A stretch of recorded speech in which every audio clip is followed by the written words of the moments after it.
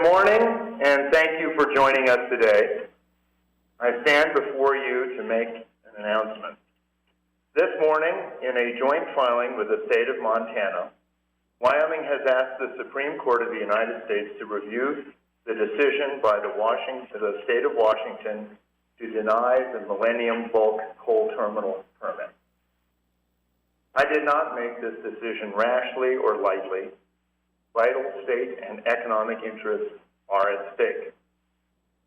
The U.S. Constitution provides a well-designed balance between what are inherent state rights and federal authority to maintain an equal and fair system between individual states. Let me be clear, states have rights, and Wyoming has fought long and hard to protect its rights when managing the resources within our boundaries. We adamantly support states' primacy in rulemaking and administering environmental laws. This case is about the right of states to conduct commerce, a question as old as our Constitution. In the case of Washington State's actions, we believe Washington has offended that right, and we seek to restore all the rights afforded to the states by our Constitution. Our Constitution was written to ensure that interior states have access to foreign markets through our coastal sister states. Today, we are defending Wyoming and Montana's right to utilize American port and rail infrastructure for all of its products. In denying the Millennium Bulk Coal Terminal, Washington officials use political considerations to block our ability to export one of our state's greatest natural resources, using the same line, all the rights of states as guaranteed under the Constitution. All rights, including those that pertain to commerce.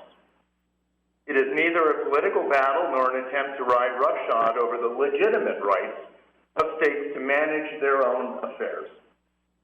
Only Congress has the power to, quote, regulate commerce with foreign nations and among the several states, according to Article 1, Section 8 of the Constitution. Washington's preemptive action preventing access to the Millennium Bulk Terminal clearly oversteps that authority. Wyoming and Montana simply ask for reasonable and well-regulated access to ports. Coal provides nearly 40% of electricity globally, and the use of Wyoming and Montana coal can play a role in reducing overall CO2 emissions. Our globe is facing a climate crisis, and it is imperative that we begin immediately to address carbon emissions. Renewables play an important, but not a complete role in this effort. They cannot, by themselves, begin the crucial task of removing CO2 from the atmosphere.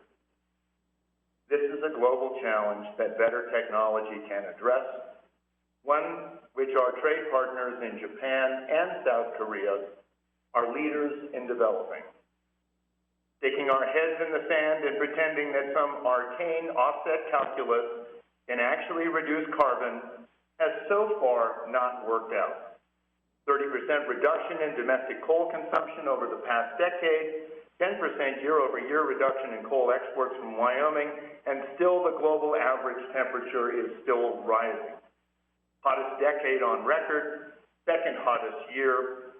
And whipping down on coal and coal communities clearly has not done the trick. We must work together to find and deploy solutions to this critical challenge.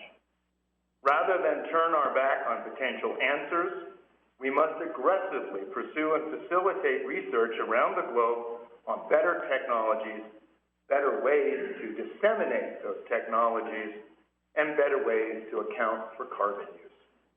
Today, coal is not politically popular, but tomorrow it might be beef, wheat, natural gas, or any other commodity or product that falls into political disfavor. A de facto blockade limiting the citizens of any state to participate in interstate and international commerce cannot be arbitrarily imposed by another state. Congress has the sole authority to regulate trade. The ports of the United States of America are for all the commerce of the United States of America, and we stand today to ensure reasonable access to the foreign trade for all Wyoming and Montana's products and those of other states without access to a port.